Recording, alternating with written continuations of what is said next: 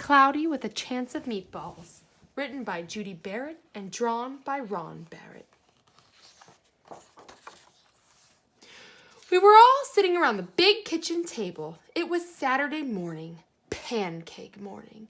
Mom was squeezing oranges for juice. Henry and I were betting on how many pancakes each could eat, and Grandpa was doing the flipping. Seconds later, something flew through the air, headed towards the kitchen ceiling, and it landed right on Henry. After we realized that the flying object was only a pancake, we all laughed, even Grandpa. Breakfast continued quite uneventfully. All the other pancakes landed in the pan, and all of them were eaten, even the one that landed on Henry. That night, touched off by the pancake incident at breakfast, Grandpa told us the best tall-tale bedtime story he'd ever told. Across an ocean, over lots of huge bumpy mountains, across 3 hot deserts and 1 smaller ocean, there lay the tiny town of Chew and Swallow. In most ways, it was very much like any other tiny town.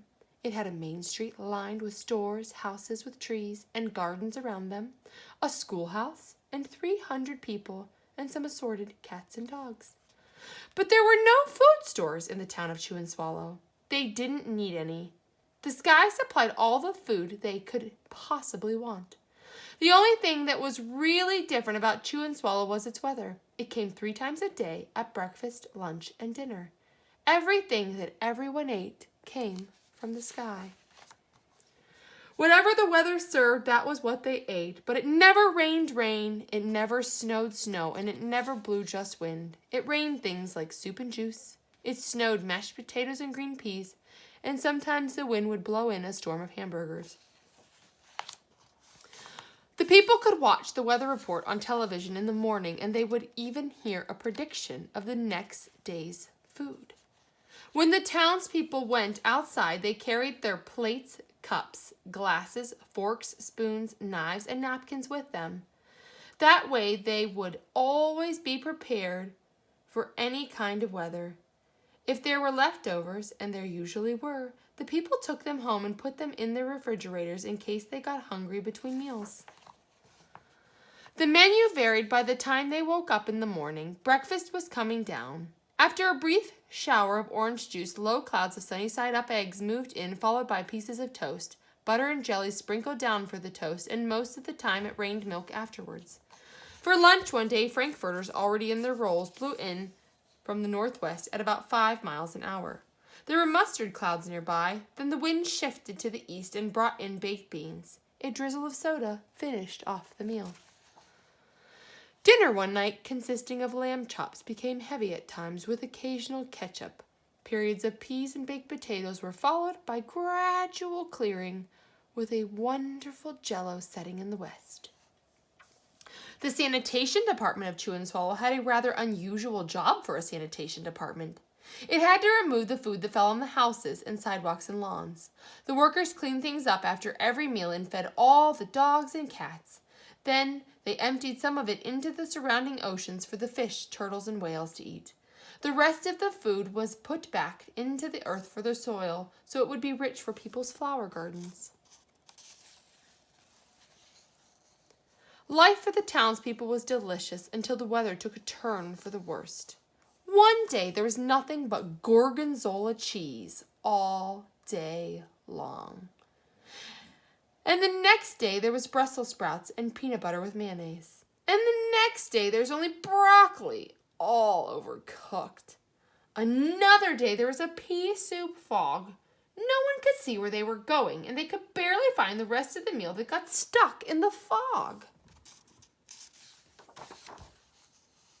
The food was getting larger and larger, and so were the portions. The people were getting frightened. Violent storms blew up frequently. Awful things were happening. One Tuesday, there was a hurricane of bread and rolls all day long and into the night. There were soft rolls and hard rolls, and some with seeds and some without. There was white bread and rye and whole wheat toast. Most of it was larger than they had ever seen bread and rolls before. It was a terrible day. Everybody had to stay indoors. Roofs were damaged, and the sanitation department was beside itself. The mess took the workers 4 days to clean up, and the sea was full of floating rolls. To help out, the people piled up as much bread as they could in their backyard. The birds picked at it a bit, but it just stayed there and got staler and staler. There was a storm of pancakes one morning and a downpouring of maple syrup that nearly flooded the town. A huge pancake covered the school. No one could get it off because of its weight, so they had to close the school. Lunch one day brought a 15-inch drift of cream cheese and jelly sandwiches. Everyone ate themselves sick, and the day ended with a stomachache. There was an awful salt and pepper wind, accompanied by an even worse tomato tornado. People were sneezing themselves silly, achoo, and running to avoid the tomatoes. The town was a mess. There were seeds and pulp everywhere. The sanitation department gave up. The job was just too big. Everyone feared for their lives. They couldn't go outside most of the time. Many houses had been badly damaged by giant meatballs. Stores were boarded up, and there was no more school for children. So a decision was made to abandon the town of Chew and Swallow. It was a matter of survival. The people glued together the giant pieces of stale bread sandwich style with peanut butter, took the absolute necessities with them, and set sail on their rafts for a new land. After being afloat for a week, they finally reached a small coastal town which welcomed them. The bread had held up surprisingly well enough for them to build temporary houses for themselves out of it. The children began school again, and the adults all tried to find places for themselves in the new land. The biggest challenge they had to make was getting used to buying food at a supermarket. They found it odd that the food was kept on shelves, packaged in boxes, cans, and bottles. Meat that had to be cooked was kept in the large refrigerators.